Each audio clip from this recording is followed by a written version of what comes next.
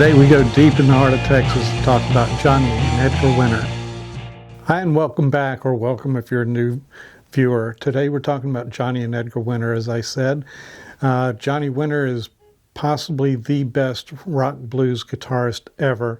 His brother, Edgar Winter, is probably one of the most innovative rock and rollers ever.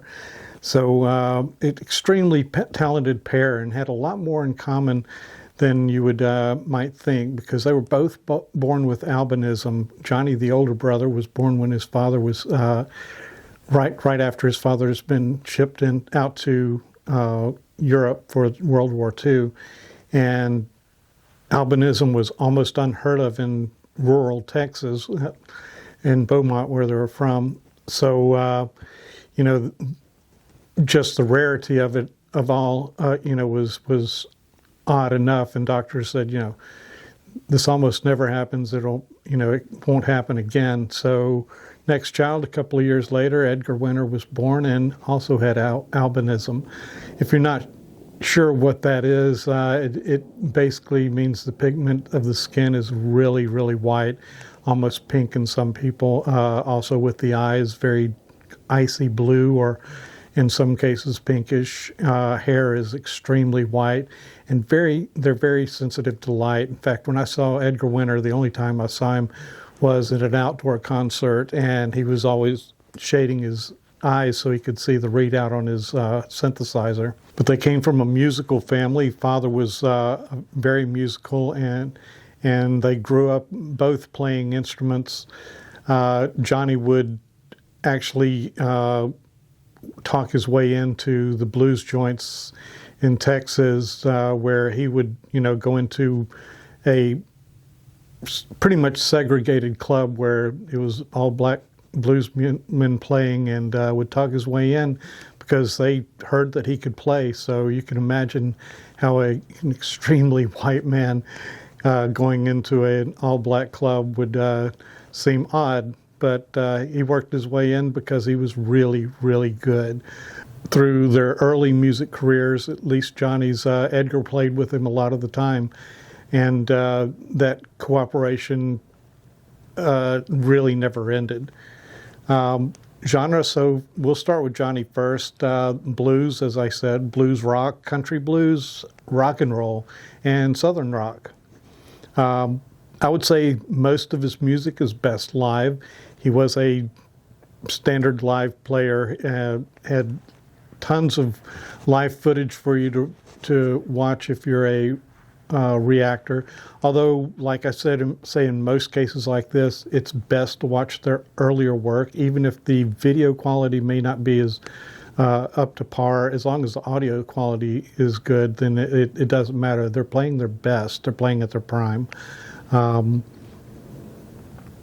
Look for, like I said, him playing with Edgar. His most popular YouTube performances is, in fact, for both of them, I think, well, for Johnny more than Edgar, is Tobacco Road, but it does feature both brothers. Edgar actually a little more, really shows off his bluesmanship and his vocal talents. Albums. First album Johnny put out was the Progressive Blues Experiment in 1968.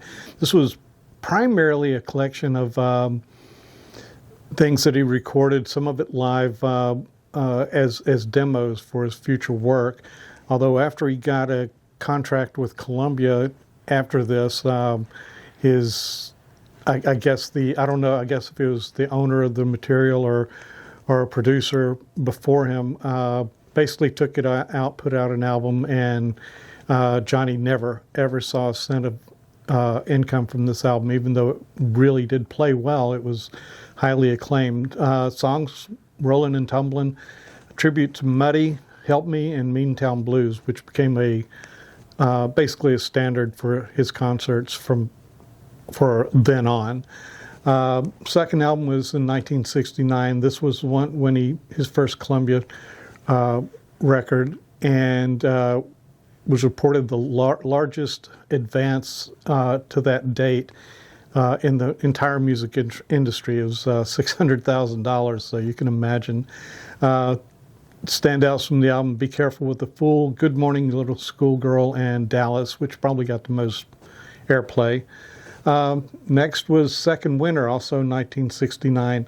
Highlights are Slippin' and Slidin', Johnny Be Good, also a standard for him, and Highway 61 Revisited, also a standard. So, I mean, his early work became a lot of his repeated songs later, but like I said, pretty much he was an artist where there's not a song that you're going to pick out, whether it's his writings or his original work or covers, that's not going to be good, especially live. Next album was his next group, and I'm not really going through all the members of his groups because they changed so much. The same thing with Edgar, but both musicians played with Rick Derringer and, well, at least for Edgar, Ronnie Montrose. And so the next album was Johnny Winter and, it was 1970. This was a three-sided album. Fourth side was left blank. So I don't know if anybody else ever did that, but this did feature Rick Derringer. Songs to listen for are All That a Kindness and Rock and Roll Hoochie Coo and Prodigal Son. Next album, 1973. And I think the title reflected the fact that he had just gotten treated through treatment for heroin addiction, and so the name of the album is Still Alive and Well. The title song is extremely good. Also, Rock Me Baby, Rock and Roll, and Too Much Seconal, which, yeah, that's another drug-related song, but it's very good. 1974 had Saints and Sinners. 30 Days, which is an old Chuck Berry song. Stray Cat Blues, which is a Mick Jagger and Keith Richards song from Rolling Stones. And Boney Maroney, when he played quite a few albums that are live versions of that. Then there was live Johnny Winter and from 1971 with Jumpin' Jack Flash and Good Morning Little Schoolgirls are standouts in my view. 1973 Captured Live. Standouts from those performances are Boney Maroney, It's All Over Now, and Highway 61 Revisited, as we mentioned before. Next one's a collaboration with Edgar's together, Johnny and Edgar Winter Live. This is actually the first album from either brother that I bought, so I played the heck out of this one. Harlem Shuffle, Soul Man, and You've Lost That Love and Feeling. After this, we're not going to go through all of the albums. As I said, these are the ones that you can pick and choose from as you're entering your journey into Johnny Winter's work. He did a lot of collaboration and actually produced some of Muddy Waters' work in the late 70s.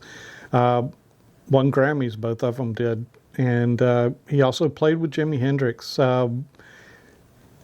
a little bit. There are pictures of them together. I'll show something here. And as far as finding any recordings of it, there might be some out. It would be under Jimi Hendrix because Johnny was playing rhythm guitar, obviously. He was the first white performer to be inducted into the Rock, Rhythm and Blues Hall of Fame. So if you're looking for live stuff to react to, videos, let's see, Danish TV has some good stuff. Careful with the Fool, Tobacco Road, and Frankenstein. Frankenstein is Edgar Winter, but they were the same sessions. Tobacco Road, you'll see reacted to an awful lot. It's very good. Like I said before, it more features Edgar though as well. Careful with the Fool is all Johnny though. Also, the pair played at Woodstock under Johnny Winter's name because he had more notoriety by then. It's not on the original Woodstock movie and soundtrack to the movie. You have to look for it under his name with keywords Woodstock. There are videos of it. The video is not good. The audio is pretty good. And it's just cool to see him play it. If I'm not right, I'll put a correction down below, but I believe he was the lead act for the next to last night for Woodstock, before Hendrix played the next day and all that. Also, the Midnight Special in 1973, very, very good recordings there. And Rock Palast in 1979, there's good recordings of some of his work there. So Edgar Winter, we'll move on to Edgar. Genre would be Southern rock, pop, jazz fusion, blues rock, and boogie rock. You'll see why when you dive into his rabbit hole, shall we say. Groups he worked with are under his control, I guess you'd say, is the Edgar Winter Group, Sawbuck, Edgar Winter's White Trash, and also played with David Lee Roth, notably. Edgar's, like I said, came on the scene on his own after Johnny had gained some popularity. But Edgar's first album was called Entrance in 1970, and this one featured Johnny on Tobacco Road. Next was the first album with his group White Trash, and the album named Edgar Winter's White Trash came out in 71. Notably, Keep Playing That Rock and Roll got a lot of airplay and kind of got him on the scene, as it were. Also, White Trash came out with Road Work in 1972. This was a live album. Still alive and well's on that, very good. Rock and Roll Hoochie Coo, Tobacco Road, and Back in the USA. Next iteration of his groups called in Don Hartman, Ronnie Montrose, and Chuck Ruff to form the Edgar Winter Group. And I mentioned the band member's name because the seminal album in Edgar Winter's career was 1972's They Only Come Out at Night. This album was number 3 on the charts, on the Billboard charts, so very, very good placement, and was on the charts for 80 weeks. This featured Ronnie Montrose on guitar, and one song actually written by Don Hartman, but I think it was probably credited for Edgar, was Free Ride, and it was released first as a single, didn't really go anywhere. They released another song, and on the B side of that, it was accidentally played, and Frankenstein was unleashed on the world. Frankenstein is the most popular Edgar Winter Group song, is one of the most popular songs you'll get asked to react to if you're a YouTube reactor. It was originally called the Double Drum Song, and was performed with basically under Johnny Winter's group by Edgar Winter. He would play along with Johnny Winter's drummer and have a double drum solo, and basically as it progressed and Edgar moved on and started playing synthesizer and experimenting with it, he needed a song to go with it. So he took the basics of Frankenstein and worked in the synthesizer part. And they would play it 18, 20 minutes long, and that was the recordings they had of it. When it came time to put out the album, the first album, They only come out at night. I almost forgot the name of the album. They needed to cut the song down a bit, and there was requests for it to be as a single, so they kept editing it, and back then, you had to physically splice tape, so there was literally tons and tons of clippings all over the studio, and the drummer mentioned that it looked like Frankenstein's lab, and that's how the song came to have the name. Also, notably during this time, Edgar decided to take the keyboard for the synthesizer, which was normally behind a bank of controls and everything, where he didn't feel like it could be seen. So he took the keyboard and mounted put straps on it, and it became the keytar, as was later called. So that was his invention. Put him out in front of the stage, was able to really elevate the song that much more. Frankenstein became the only, to my knowledge, rock and roll song that was a complete instrumental, but become number one on the Billboard charts. So notable in that respect as well. Next album was Shock Treatment. It was 1974 and featured Rick Derringer rather than Ronnie Montrose. This was his third and final top 40 hit, was Rivers Rising from that album, and also definitely a one to check out is Easy Street. His later albums was mixed with Rick Derringer, Johnny Winter, other iterations of and reiterations of his earlier groups, and put out some more material. But I would say that's more of a deep dive once you come in.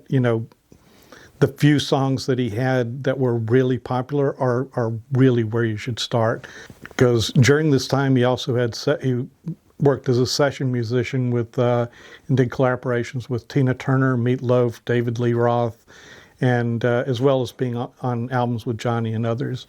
Live stuff, 1973 is on Midnight Special. That's where you really want to find your material or reactable songs here. Free Ride, Dying to Live, Rock and Roll Hoochie Coo, and Frankenstein. Although Frankenstein, this version is poor in my estimation. The audio is okay, but they were trying to get way too creative in the video booth and were using a lot of effects that didn't need to be there to make it look trippier and everything, because the song is a trippy song. Better version, and the one that everybody pretty much reacts to, is the 1973 Danish TV version of Frankenstein. It's very good. The audio quality, the video quality is top notch. Although, and that's also the same set where you find Tobacco Road with Edgar as well. Also, live versions of Keep Playing That Rock and Roll in 1972 from the Danish TV set. Old Grey Whistle Test in 1973 has good versions of Rock and Roll Boogie Woogie Blues. And, like I said, you're not going to find anything bad out of his catalog.